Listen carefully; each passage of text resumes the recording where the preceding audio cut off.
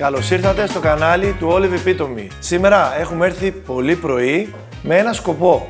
Να δείξουμε πώς μπορούμε να βάλουμε το ελαιόλαδο σε ένα πολύ απλό πρωινό όπως είναι το γιαούρτι. Ή έχουμε πολλά superfoods υλικά τα οποία χρησιμοποιούμε κάθε μέρα στο πρωινό μας, στις σαλάτες μας. Τώρα θα τα συνδυάσουμε με ένα ελαιόλαδο. Σήμερα πάμε στη Λακωνία, ένα εξαιρετικό παρθένο ελαιόλαδο, το 8K. Η ποικιλία είναι άθινο ελιά, συγγενής ποικιλία με το μανάκι και την τζουνάτη της Κρήτης, με σόκαρπη ελιά. Είναι ένα ελαιόλαδο το οποίο παράγει αρώματα όπως είναι το πορτοκάλι, λίγο τα μπαχαρικά, το πιπέρι. Είναι από την οικογένεια κάτσου.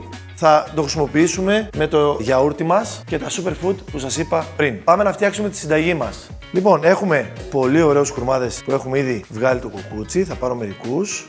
Το επόμενο υλικό είναι cranberries, αποξηραμένα. Ωραία. Θα βάλουμε λίγα σμέουρα και λίγα βατόμουρα ελληνικά φρέσκα.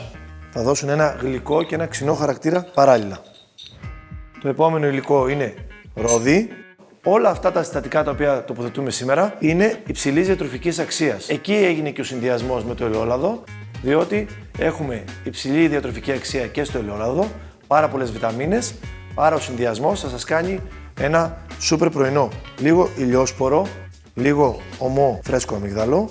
Ωραία. Θα κόψω λίγο φρέσκο πορτοκάλι για να πάρω και τους χυμούς ώστε να ενισχύσω τα υπόλοιπα υλικά μέσα στο πιάτο. Σχεδόν ένα μικρό πορτοκάλι είναι αρκετό. Τώρα ήρθε η ώρα για το γιαούρτι μας. Γνωρίζετε όλοι πόσο υψηλής διατροφικής αξίας είναι το εγωπρόβιο ελληνικό γιαούρτι.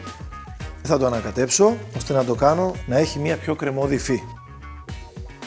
Ωραία, και το γιαούρτι μας είναι έτοιμο. Λίγους σπόρους από τσία. Θα ενυδατωθούν κιόλας στο γιαούρτι. Κουρκουμά σε σκόνη.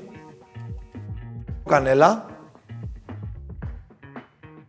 κόκκινο πιπέρι εάν θέλετε και σας αρέσει, μέλι, θυμαρίσιο, μπορείτε να επιλέξετε και ένα άλλο, ανθέον ή όποιος σας αρέσει, μέλι ελληνικό. Μία κουταλιά είναι αρκετή. Και φυσικά τελειώνουμε το πιάτο με ελαιόλαδο. Ποικιλία άθινο ελιά, περίπου 2 κουταλιές της σούπας ή αν σας αρέσει και περισσότερο.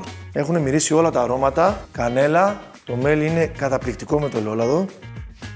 Καλό πρωινό, καλή σας όρεξη.